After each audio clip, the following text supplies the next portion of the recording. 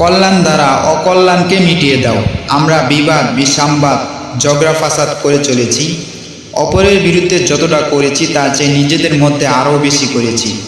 অথচ কোরআন আমাদেরকে ফরজ নির্দেশ দিয়েছিল, দফা করে দাও অকল্যাণকে কল্যাণ দিয়ে।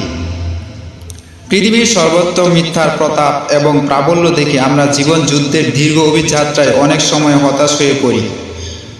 অতঃপর অপবিত্র জিনিসের আধিক্য দেখে হতবিহ্বল না হয়ে বরং একজন সাহসী সত্যানুসন্ধানের কাজ হলো অসত্য বা মন্দকে আরও অধিকতর ভালো দিয়ে মোকাবেলা করা বা মিটিয়ে দেওয়া। এ সম্পর্কে পবিত্র কোরআনে 41 নং সূরায় 34 নং আয়াতে আল্লাহ তাআলা উল্লেখ করেন, ওয়ালা তাস্তাউইল হাসানাতু ওয়ালাস সাইয়্যাতু ইদফা বিল্লাতী হিয়া আহসানু ফাইযাল্লাযী বাইনাকা ওয়া বাইনাহু আদাওয়াতুন কাআন্নাহু ওয়ালিয়্যুন হামীম।